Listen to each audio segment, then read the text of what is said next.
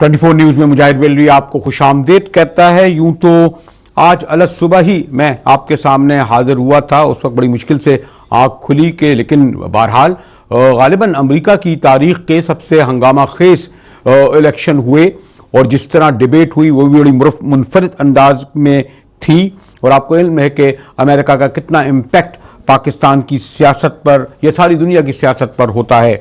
और जिस तरह हिलरी ने ट्रंप्स को इस डिबेट में मात दी और 63% कहा जाता है कि जी वो बढ़ गई हैं, इस पर भी गुफ्तगू करेंगे। फिर सुषमा स्वराज की अक़वाम मुत्तहिदा में यानी जनरल असम्बली के इजलास से खिताब पर भी आप देख रहे हैं कि पाक भारत कशीदगी में मजीद इजाफा इसलिए हुआ कि अब तो दो टोक अल्फाज में सुषमा जी ने यह कहा कि कश्मीर हमारा अटूट अंग है। एक ऐसे वक्त में जब हजारों की तादाद में कश्मीरी जो हैं वो श्रीनगर में अपनी जानों का नजराना पेश कर रहे हैं। और मेरे ख्याल में एक अरसे बाद ऐसा लगता है कि दोनों हालत जंग में हैं। तो अमेरिकन जैसे मैंने कहा कि इलेक्शन और भारत ये दोनों इस पर करेंगे। लेकिन इससे पहले एक और जो बहरहाल हमारे शहर के हवाले से, सूबे के हवाले से, कुछ लोग कहते नहीं कौमी सियासत के हवाले से भी अहम बात यह है कि ये जो 22 अगस्त से जो अमल शुरू हुआ है, बल्कि उससे पहले पाक सरजमीन पार्टी बनी, फिर 22 अगस्त को जो कुछ हुआ उस पर बहुत कुछ कहा जाता रहा। और इब्तिदा में ये कहा गया कि अल्ताफ हुसैन साहब ने भी MQM पाकिस्तान को इंडोर्स कर दिया कि वो अपनी हैसियत बरकरार रखें।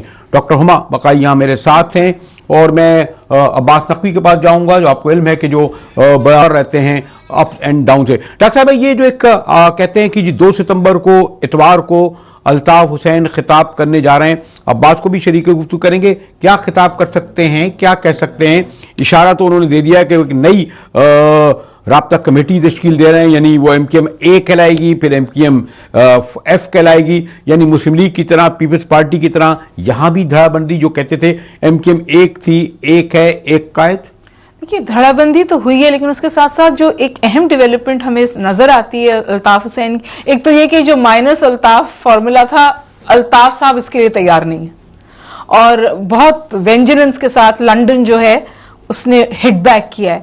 हालांकि जो अल्ताफ पाकिस्तान सो कॉल्ड बनी थी या मुत्तहिदा पाकिस्तान बनी थी, उसने तो अपना रवैया थोड़ा सॉफ्ट ही रखा था, आहिस्ता आहिस्ता अलहदगी को मुकम्मल किया था जब उनके लिए मुश्किलात खड़ी हो रही थी। क्यों ना चले अब्बास को शरीक गुफ्तगू करें कि उनके बाद लेटेस्ट क्या खबर है। जी अब्बास, कल भी हमारी गुफ्तगू हुई थी जो ये कह रही है कि आहिस्ता आहिस्ता अब अल्ताफ हुसैन और उनका जो लंदन क़यादत सामने आती जा रही है, खिताब भी हो रहा है, इसको किस तरह देखते हैं अब्बास नकवी?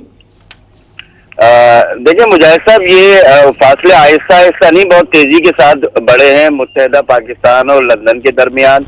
और तकरीबन सवा महीना गुजरा है कि आखिरी खिताब MQM के बानी ने किया था 22 अगस्त को कराची प्रेस क्लब के बाहर MQM के भूख हड़ताली कैंप में। उसके बाद अब तकरीबन सवा महीने के बाद वो दोबारा कारकुनों से मुखातिब होने जा रहे हैं। 2 तारीख को इंटरनेशनल सेक्रेटरीट में जनरल वर्कर्स इजलास के लिए मुकर्रर किया गया है और इसमें 2 सितंबर को इतवार के दिन अल्ताफ हुसैन यानी बाकायदा खिताब करेंगे, ये बता रहे हैं आप? जी, बाकायदा खिताब करेंगे और इम्कान ये है कि इस खिताब में अहम ऐलानात भी हो सकते हैं, जिनमें एक ऐलान नई राब्ता कमेटी के हवाले से भी हो सकता है जिस पर काम लंदन में जारी है। लोगों से मुलाकातों का सिलसिला भी जारी है और लोगों को ऑन बोर्ड लिया भी जा रहा है। जो दीगर ममालिक में इस वक्त MQM के लोग, सरकर्दा लोग मौजूद हैं, उनसे भी राब्तों का सिलसिला जारी है। तो ये कहा जा सकता है कि को होने वाला जनरल वर्कर्स इजलास, उसमें MQM के बानी अहम ऐलान कर सकते हैं, जिसमें राब्ता कमेटी का ऐलान भी। अब्बास तो फिर हम ये समझे, अब्बास नकवी ये समझे और डॉक्टर साहबा जो अब्बास नकवी ये बता रहे हैं कि जो इजलास होने जा रहा है बाकायदा खिताब करेंगे कि अब हम जो ये चौधरी निसार ने पेशिंगोई की थी और बहुत सारे लोग कह रहे थे कि MQM 1, 2, 3 हिस्सों में गोया कि तकसीम हो गई। पाक सरजमीन बहरहाल अलग है और जो MQM जैसे मैंने कहा F यानी फारूक सत्तार और MQM A यानी अल्ताफ हुसैन, तो क्या फिर पाकिस्तान ये जो आप शायद कुछ जराए हमारे ये बता रहे हैं कि सारी दुनिया से तो वो खिताब करेंगे और सारी दुनिया से मंदूबीन भी आएंगे, लेकिन पाकिस्तान में वो खिताब नहीं सुना जाएगा। पाकिस्तान से यानी आमतौर पर पाकिस्तानी में खिताब होता था ना, या सुना जाता था, या खिताब जो पाकिस्तान के दोनों धड़े हैं जिसका आपने नाम लिया, आपने अभी उनको एक नया नाम दे दिया है, MQM एस, या अगर ऐसा हुआ, अगर MQM फारूक सत्तार और पाक सरजमीन, ये दोनों तो वो धड़े हैं ना जिन्होंने समझिए कंप्लीट, एक ने सॉफ्ट और एक ने हार्ड अलहदगी इख्तियार की है अल्ताफ हुसैन से, और दोनों की ये मजबूरी थी, दोनों की सर्वाइवल जो थी, उनकी शनाख्त ये थी कि उन्होंने अपने आप को अल्ताफ से अलहदा किया, और इनकी सर्वाइवल इसमें थी, वरना इन पे ये कालदम हो जाती जमात, इन पे बैन लग जाता। तो पाकिस्तान, लेकिन जो अहम बात है मुजाहिद, जिसपे मेरा ख्याल है हमें कॉमेंट लेना चाहिए, आप लंदन भी जा रहे हैं, मालूमात करके आइएगा, अगर पाकिस्तान से अल्ताफ हुसैन साहब का ताल्लुक टूट जाता है तो फिर उनकी अहमियत भी खत्म हो जाती है। चाहे अल्ताफ, चाहे मुत्तहदा पूरी दुनिया में फाल रहे, लेकिन अगर कराची और पाकिस्तान में MQM फाल नहीं है तो फिर उसकी कोई अच्छा, एक उसमें अहम बात एक ये भी होगी ना कि अगर अल्ताफ हुसैन साहब कोई जो राब्ता कमेटी पाकिस्तान में बनाएंगे, जो उनके अरकान होंगे, तो वो फिर अल्ताफ हुसैन की पूरी सियासत को, अगर उसमें वो मुर्दाबाद का नारा भी शामिल कर जाए, उसे तो ओन करेंगे ना, और फिर उनके लिए बताइए मुझे कैसे बनाएंगे? नहीं, लेकिन मेरे ख्याल ये कुछ ये भी कहते हैं कि वो पहले ये माफी मांगेंगे, माजरत करेंगे, ये अब्बास क्या है इसके हवाले से?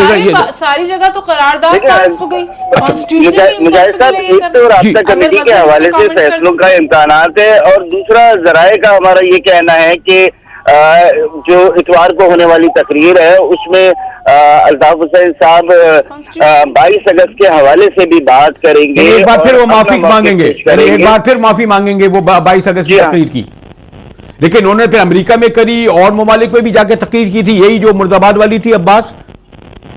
मुजाहिद साहब, वो एक ही सिलसिले की कड़ी थी जिसमें वो हो गया है, लेकिन अगर ये देखा जाए कि तकरीबन 40 दिन से इस तरीके का कोई बयान आया है MQM के बानी की जानिब। सॉरी, मुझे क्योंकि आवाज जी सॉरी अब्बास जी। अब्बास, देखा जाए तो गुज़िश्ता तकरीबन 40 दिन से कोई बयान नहीं आया है, कहीं उन्होंने खिताब नहीं किया है। 22 तारीख को पाकिस्तान में खिताब किया था, 23 तारीख को अमेरिका के कारकुनों से खिताब किया, और जो कि काफी सख्त था और जिसे काफी तनकीद का भी निशाना बनाया गया। मुतनाज़ा तकरीर थी वो भी, और 22 अगस्त वाली भी, लेकिन उसके बाद एक तवील खामोशी है।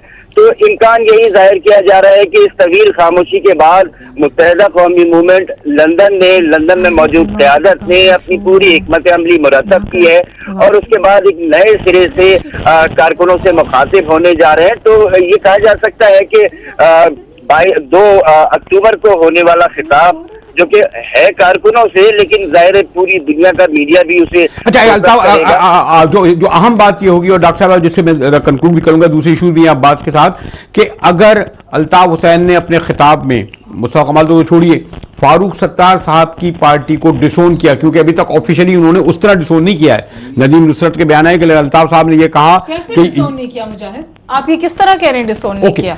अब बात आप क्या उसमें फिर MQM जो आप जो सर्वाइव की बात करती हैं भाई, तो यहाँ अल्ताफ ग्रुप की तो जो असेंबली में प्रेजेंस सब खत्म हो जाती ना अगर वो ये ना करते। वो कैसे MQM जो मुत्तहिदा पाकिस्तान बनी है, ये कैसे? लेकिन मैं एक आखिरी सवाल बात कर लूं, क्योंकि सबसे बड़ा सवाल ही ये है कि अल्ताफ हुसैन के बगैर यहां पर MQM पाकिस्तान सरवाइव कर सकेगी? बज़ाहिर इस वक्त ढांचा खड़ा है कि उनके MNA हैं, सेनेटर हैं, MPA हैं, मेयर हैं। जो 22 के बाद सूरत हाल बनी है उसमें उनके साथ नहीं सरवाइव कर सकती थी। जी, जस्ट कंक्लूडिंग आप बताइए अब्बास। देखिए मुजाहिद साहब, MQM का पूरा एक स्ट्रक्चर है, और MQM एक पॉलिटिकल पार्टी है जो गली से लेकर असेंबली तक मौजूद है। तो स्ट्रक्चर इनका डैमेज नहीं हुआ है। देखा जाए यही प्लस पॉइंट है MQM पाकिस्तान के लिए भी, कि उन्हें पूरा स्ट्रक्चर बना मिला। उस स्ट्रक्चर को इन्होंने सिर्फ फाल किया है। मतलब MQM तो मौजूद है, MQM के यूनिट्स भी मौजूद है, सेक्टर्स भी मौजूद है, दफातर जरूर गिराए गए हैं, लेकिन पूरा एक सेटअप, तंजीमी सेटअप MQM का मौजूद है जिसे आगे लेकर चल रहे हैं। और MQM के पाकिस्तान के जो सरबराह हैं डॉक्टर फारूक सत्तार, वो भी इस बात की सभी उम्मीद रखते हैं कि अब्बास, मेरी बात सुनिए, उनको सिर्फ इस शर्त पर चलने की इजाजत दी जा रही है और इस तंजीमी ढांचे को फाल रहने दिया जा रहा है अगर वो अल्ताफ से अपने आप को अलहदा करते हैं। 90 पे आज भी ताला लगा हुआ है, उनके ऑफिसेज आज भी गिराए जा रहे हैं, तस्वीरें आज भी हटाई जा रही हैं। अल्ताफ का नाम वो गलती से नहीं ले सकते, हर एक को खड़े होकर करारदाद अपने कायद के खिलाफ असेंबलियों में पेश करनी पड़ी है। ये सूरत हाल है कराची में, पाकिस्तान में। इससे वापस हटना, पीछे जाना बहुत मुश्किल है। आप माफी की बात करें, माफी तो किसी की भी नहीं, माफी तलाफी तो आपके नहीं मानी जा रही ना। माफी तलाफी तो फौरन आ गई थी, 22 अगस्त के फौरन बाद आ गई थी। फिर वसीम अख्तर ने भी तकरीबन कुछ ऐसी बात की कि लेट बायगॉन्स बी बायगॉन्स, लेकिन ग्राउंड पे जो उनके खिलाफ रियासती सख्ती है उसमें कोई कमी नहीं आई है। सिर्फ सियासी गुंजाइश भी इस वादे पर, इस अहद पे दी गई है कि वो अपने आप को अल्ताफ से अलहदा कर लें। कराची में तो ये ग्राउंड रियलिटी है। बिल्कुल बिल्कुल डॉक्टर साहब, बिल्कुल सही कह रही हैं आप कि इसके बगैर एमक्यूएम की पाकिस्तान की सर्वाइवल मुमकिन नहीं थी। और ये जो कुछ भी हो रहा है ये सब मतलब तयशुदा है कि अब एक पॉलिसी डिसाइड हो गई है एमक्यूएम पाकिस्तान की जानिब से भी कि एमक्यूएम को कालदम होने से बचाने के लिए या कारकुनों को गिरफ्तारी से बचाने के लिए और दीगर मामलात से बचाने के लिए एक पॉलिसी वाजे करना पड़ी है एमक्यूएम को, और उस पॉलिसी पर एमक्यूएम पाकिस्तान को कायम भी रहना पड़ेगा। अब्बास नकवी, आपने और डॉक्टर साहिबा ने और हमने, बल्कि सारे चैनलों ने और तमाम तजिए ने और तमाम सनकारों ने और सियासी पंडितों ने ये गुफ्तगू कर ली। एमक्यूएम पाकिस्तान, अल्ताफ हुसैन माइनस और पाक सरजमीन। लेकिन सॉरी टू से मुझ जैसा जो थोड़ा बहुत सियासत और सहाफत का तालिब इल्म और एमक्यूएम को फॉलो करता रहता है, अभी भी मुश्किल से ये कह सकता है कि एमक्यूएम एक मुहिम्मा है समझने का न समझाने का। मिलते हैं एक ब्रेक के बाद और गुफ्तगू करेंगे यकीनन पाकिस्तान के हवाले से सुषमा स्वराज की तकरीर पर कि जिन्होंने बलूचिस्तान का अक़वाम मुत्तहिदा की असम्बली में नाम लिया। कश्मीर तो वो कहते ही रहते थे हमारा अटूट अंग। इस पर गुफ्तगू करेंगे एक ब्रेक के बाद, हमारे साथ रहिएगा। Peace and normalization between Pakistan and India cannot be achieved without a resolution of the Kashmir dispute. वो कश्मीर भारत का अभिन्न हिस्सा है और अभिन्न हिस्सा रहेगा, इसलिए ये ख्वाब देखना छोड़ दें।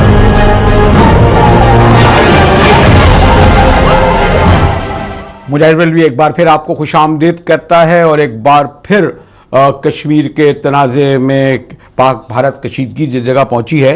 डॉक्टर मोहम्मद बकाई मेरे साथ शरीक गुफ्तगू हैं। पहले हम बात कर रहे थे अपने लोकल इशूज़ पर, तो अजीत शाही ने हमें ज्वाइन किया। इंडिया के बड़े सीनियर जर्नलिस्ट हैं और फिर साथ में जैसे तहरीक आज़ादी कश्मीर, बहरहाल यहाँ पर सरदार अतीक साहब का बड़ा मोहतरम नाम है इनकी तंजीम का।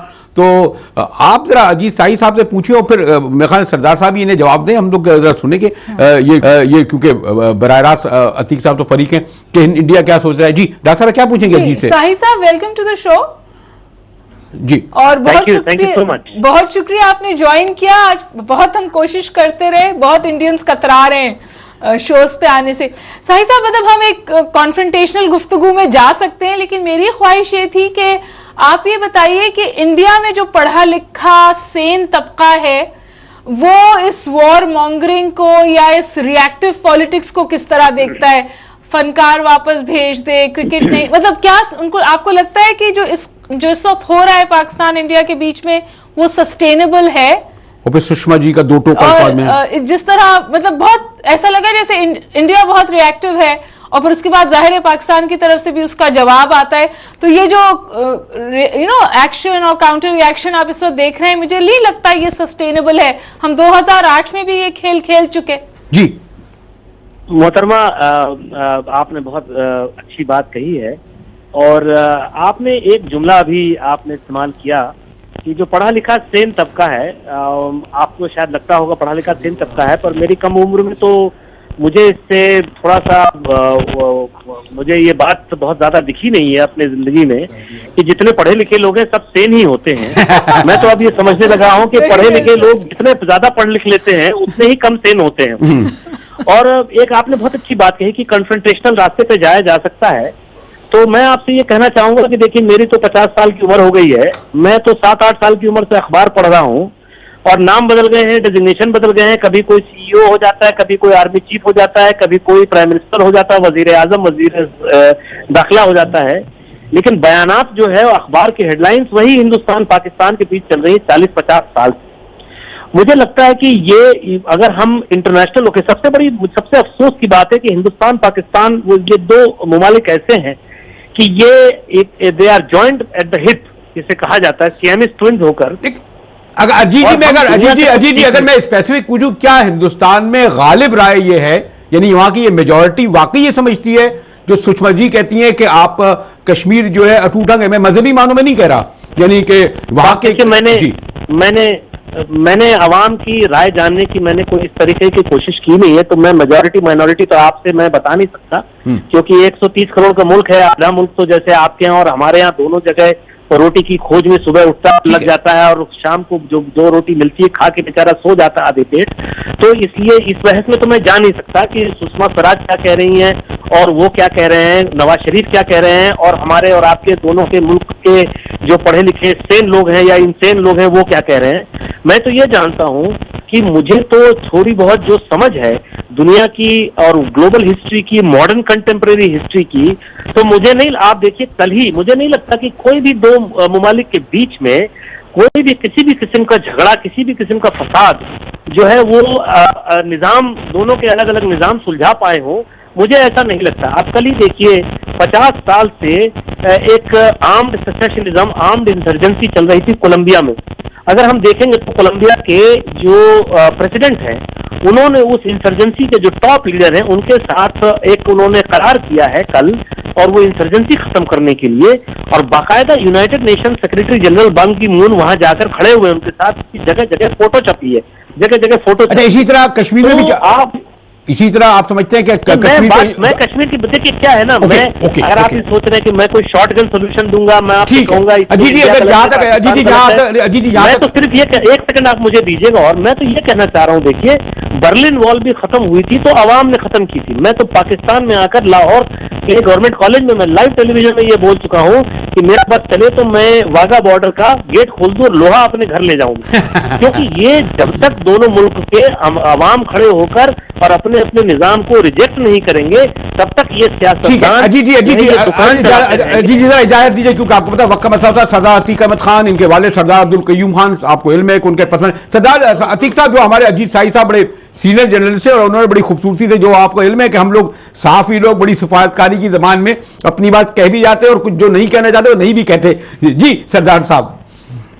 ये तो बात यह है कि ये बिल्कुल दुरुस्त फरमा रहे हैं कि दुनिया में जो इंटरनेशनलिज्म है उसका मतलब ये लिया जाता था कि हुकूमतों के साथ ताल्लुकात हो, और ट्रांसनेशनलिज्म ये है कि कौमों के साथ ताल्लुकात हो।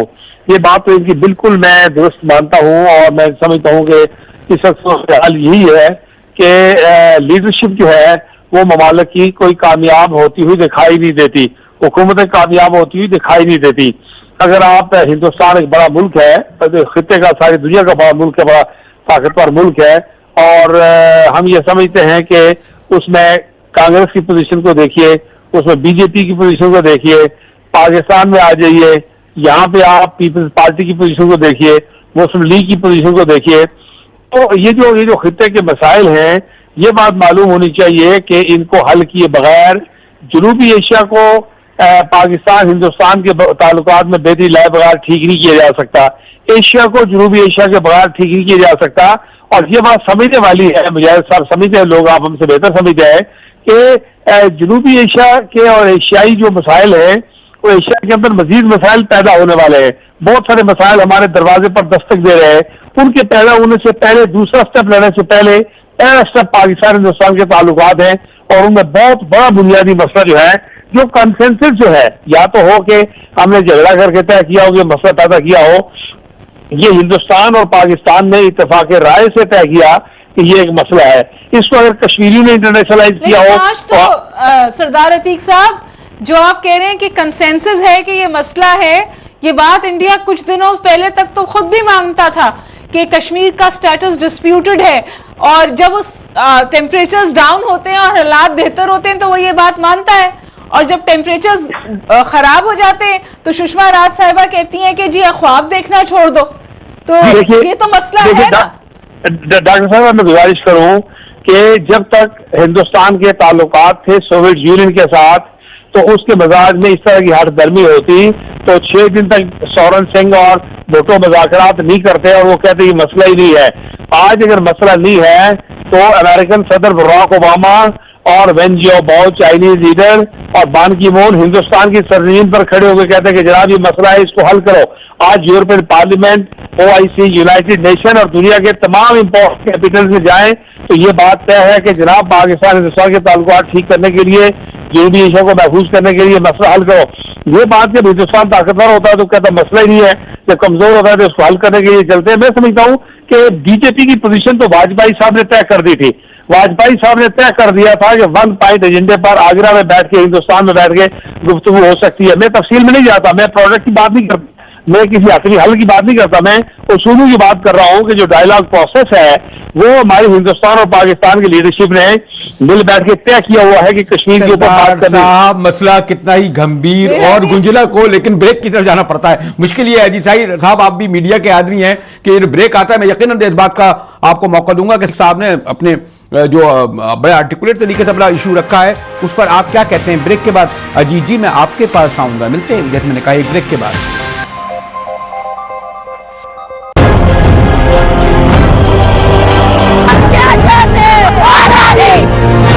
Peace and normalization between Pakistan and India cannot be achieved without a resolution of the Kashmir dispute. वो कश्मीर भारत का अभिन्न हिस्सा है और अभिन्न हिस्सा रहेगा, इसलिए ये ख्वाब देखना छोड़ दो।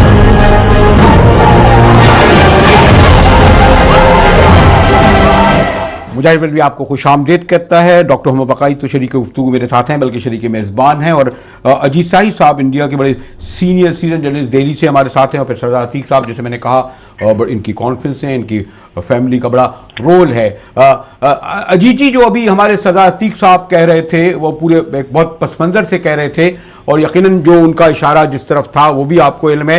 वो ये कहते हैं कि जब तक इस खित्ते में, यानी उनका ख्याल है, उन्होंने नाम लिए बगैर ये कहा कि कश्मीर डिस्प्यूट मौजूद है, उस वक्त तक इस खित्ते में पायदार मुस्तकिल अमन कायम नहीं हो सकता। एक जुमला और एक और जुमला ऐड कर दें मुजाहिद साहब के जुमले में, बस शाही साहब एक जुमला ऐड करूंगी। मतलब मुझे ऐसा लगा कि आज भी हमारा अमन होस्टेज है कश्मीर से, क्योंकि जब कश्मीर का मुद्दा उठा और उसके बाद जो डेवलपमेंट हुई, उसके बाद इंडस वाटर ट्रीटी भी चैलेंज हो गई, उसके बाद मोस्ट फेवर्ड नेशन स्टेटस भी चैलेंज हो गया। यानी अगर हमने कोई भी प्रोग्रेस की थी अपने ताल्लुकात में, हमारे आर्टिस्ट भी वापस आ गए, क्रिकेट भी बंद हो गई, सार्क में भी जी। तो ऐसा लगा कि जो भी हमने कुछ किया था आज तक वो सब खत्म। जी, आपकी बात मैं बहुत देर से सुन रहा था, सरदार साहब की बात बहुत देर से सुनी मैंने, बहुत अच्छे से सुनी, बहुत गहराई में जाके उन्होंने बात की। देखिए, एक इंसान की तारीख के एक बहुत नामचीन साइंटिस्ट थे अल्बर्ट आइंस्टाइन, उनका एक कोट है, तमाम कोट उनके हैं, एक कोट उनका है कि you cannot solve a problem from the same level of perspective that created it.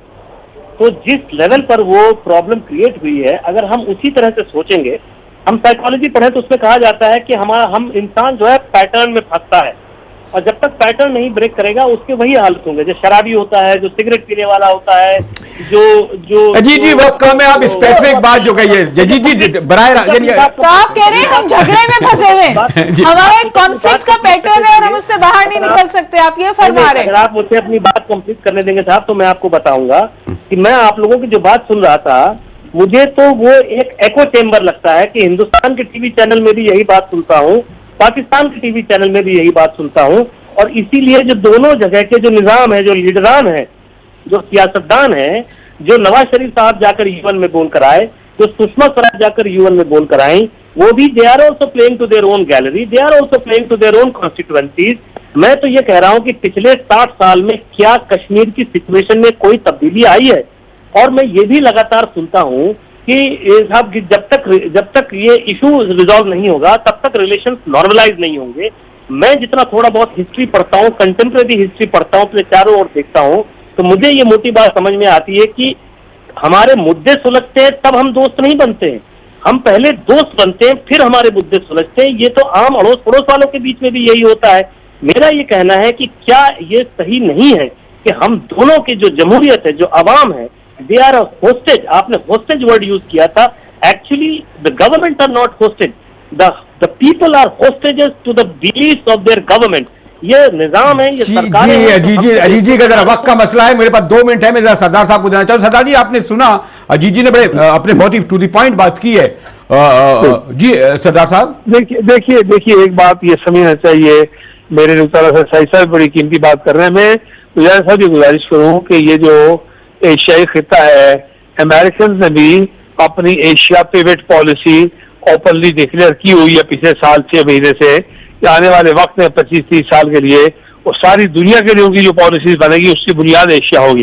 इस खिते को, जैसे डॉक्टर बकाई ने भी बड़ी खूबसूरत बात की कि हम पीछे हटते जा रहे हैं, तो क्या हम पीछे हटते 14 अगस्त भी पीछे क्रॉस करके और 3 जून का लॉर्ड माउंट के प्लान को भी पीछे गुजर जाएंगे, और फिर सारे इस खिते को दोबारा ये क्या सोवियत यूनियन का तजुर्बा हमारे सामने नहीं है कि हम क्या करने जा रहे हैं। हम ये क्यों तासर दुनिया को दे रहे हैं कि दोनों ममालिक के अंदर जो भी टूटी फूटी लीडरशिप है जैसी कैसी है उसके लिए बड़ा चैलेंज है, वो मसाइल क्यों नहीं हल कर पा रहे, और जो मसाइल हल हुए हैं उनको हम दोबारा इंडस वाटर ट्रीटी को हम छेड़ रहे हैं, हम खेमकरण को छेड़ेंगे, हम ईस्ट पाकिस्तान के जख्म ताजा करना चाहते हैं। ये क्यों ये बातें कर रहे हैं हम? क्या आने वाले वक्त के चैलेंजेस खत्म हो गए हैं?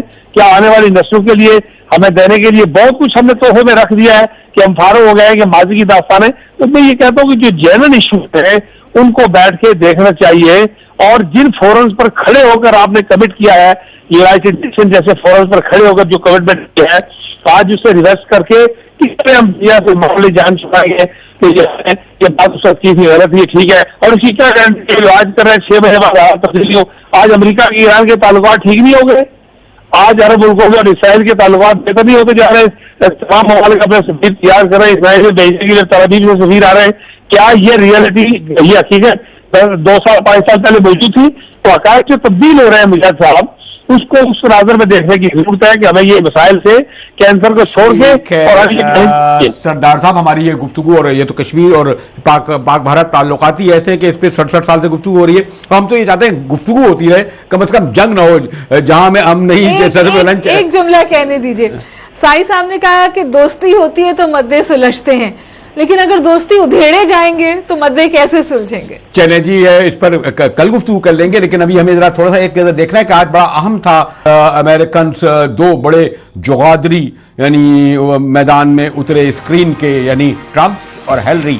कहते हैं जी, हेलरी अपनी तकरीर की वजह से 63%, 63% जो है बाजी ले गई ट्रम्प पर। मिलते ब्रेक के बाद, हमारे साथ रहिएगा। मुजाहिद बेलवी एक बार फिर आपको खुशामदीद कहता है। ठीक है, अल्ताफ हुसैन का खिताब भी अपनी जगह और कश्मीर इशू 67 साल से। और डॉक्टर हुमा, अब आज जो मैंने तो सुबह उठ के ना सिर्फ सुनी बल्कि शरीक गुफ्तगू हुआ, उसके असरात आप मुझ पर देख रही हैं कि मैं उससे अभी तक निकल नहीं सका हूँ अलग सुबह उठकर। लेकिन मैंने थोड़ा जाके अब में जुलाई में खुद जाके इलेक्शन देखे थे, उसका काफ़ी फ़र्क था। तो एक्स्ट्रा ऑर्डिनरी आपने देखा हेलरी का सबसे बड़ी स्क्रीन पर आकर परफॉर्मेंस, और जिससे उन्होंने गेन किया गालिबन 63%। पता है मुजाहिद, सब लोग क्या कह रहे हैं कि जितनी ये कैंपेन, उन्होंने अल्फाज इस्तेमाल किया, गंदी थी, मतलब जितना इस कैंपेन में एक दूसरे पे कीचड़ उछाली गई, उतनी ही कीचड़ इस डिबेट पे भी एक दूसरे पे उछाली गई। लेकिन इसके बावजूद किसी ने एक्सपेक्ट नहीं किया था कि डोनाल्ड ट्रंप रिपब्लिकन्स का कैंडिडेट बन जाएंगे। वो कैंडिडेट बन गए।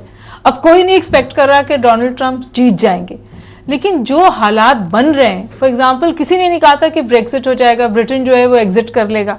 तो एक पढ़ा लिखा तबका है जो सैनिटी और लॉजिक के हवाले देकर कहता है कि जी हिलरी को ही पहुंचना चाहिए व्हाइट हाउस तक। लेकिन एक गुस्सा, नाराजगी, खौफ भी है अमेरिकन पब्लिक में, और उस गुस्से को, उस नाराजगी को, उस खौफ को, उस डेप्रिवेशन को रिप्रेजेंट करता है डोनाल्ड ट्रंप। तो गो के हमें और आपको उसकी बातें सही नहीं लगती, रिपब्लिकन्स को भी उसकी बातें सही नहीं लगती, लेकिन जो वोटर है वो शायद कहीं उससे अट्रैक्ट होता है। ये भी चाहूंगा एक जरा हम झलक भी देखें कि दोनों ने हाथ मिलाया, ये तो अच्छी बात है। लोग समझ रहे थे हाथ भी नहीं मिलाएंगे, मुंह फेर लेंगे। और फिर हेलरी ने क्या कहा, एक लाइन हम मैं चाहता हूं जरा ट्रंप ने क्या कहा इस डिबेट में। तो कंप्लीटली आउटक्लास किया हिलरी ने ट्रंप को। ठीक, चलिए एक झलक देखते हैं कि किस तरह हेलरी आई, फिर किस तरह ट्रंप आए, दोनों ने हाथ मिलाया और किस तरह डिबेट जो है ओपन हुई है। चलिए देखिए डिबेट, और अभी तो ये 8 नवंबर तक गालिबन ये इस तरह मार्का आराई जारी रहेगी। देखते हैं इधर, ये देखिए जिस तरह हेलरी आ रही है, अपना स्टाइल है वैसे देखिए वो सब लोग ये कह रहे थे कि ट्रम्प तो देखिए हाथ मिला रहे हैं उनका तरीकाकार बड़ा प्रेसिडेंशियल था। देखिए ट्रम्प ने क्या कहा और फिर हेलरी ने क्या जवाब दिया, जरा ये भी क्विक देख लें मेरे ख्याल में।